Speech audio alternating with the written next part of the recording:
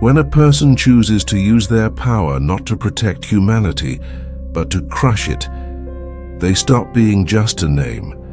They become a storm of fear. This is the story of Franz Ziereis, a Nazi commandant whose decisions dragged thousands of innocent lives into the darkness of death.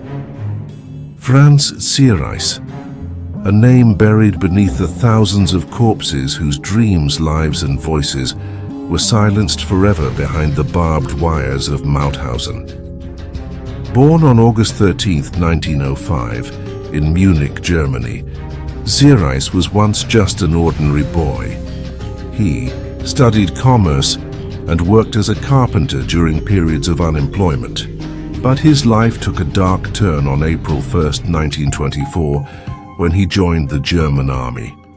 After 12 years of service, he retired in 1936 with the rank of sergeant.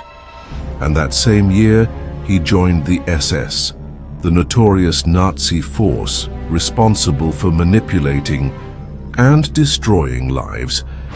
Just a month later, he was promoted to first lieutenant.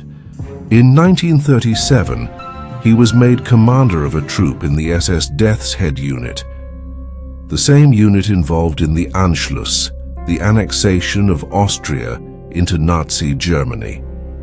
Ziereis played an active role in the occupation of Austria. On July 1, 1938, he was appointed a training instructor in the SS Death Regiment Thüringen with a post at the Buchenwald camp. Theodor Eicke, inspector of concentration camps, was impressed by Ziereis's military discipline and leadership. Because of that, on February 9, 1939, Ziereis was made commandant of the Mauthausen-Gusen concentration camp.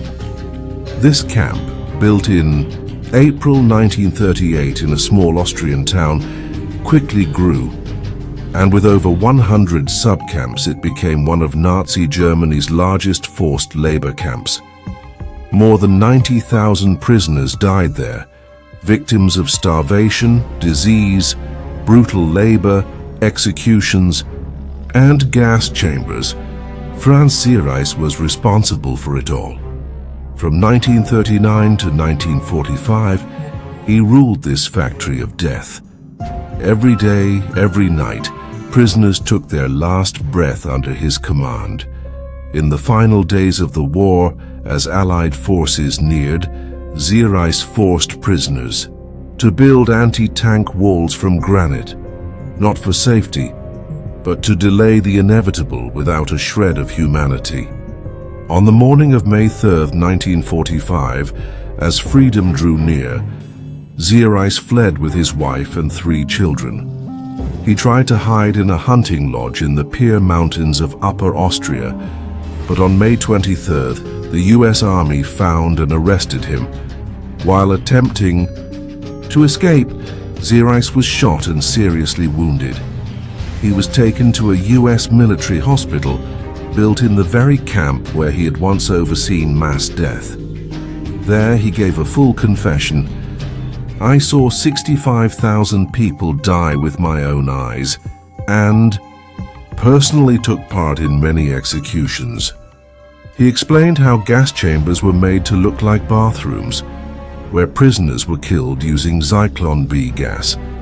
There was also a special vehicle that transported prisoners from Mauthausen to Gusen, gassing them along the way. He admitted that if the front lines approached, he had orders to kill every prisoner, and if needed, to blow up the entire camp. But death keeps its own account of justice. On May 21, 1945, at 7:30 a.m., Franz Ziereis took his last breath. Days later, his body was found hanging on a barbed wire fence, naked except for a bandage on his left arm, and his back covered in anti-Nazi graffiti, swastikas, and curses. His body remained there, rotting, until the stench forced an army officer to have it removed. On our channel, we bring you the truths that were either forgotten or that some wished were forgotten. If this story moved you, like the video, subscribe to the channel and support our mission to preserve real history. Thank you for watching this path of truth with us.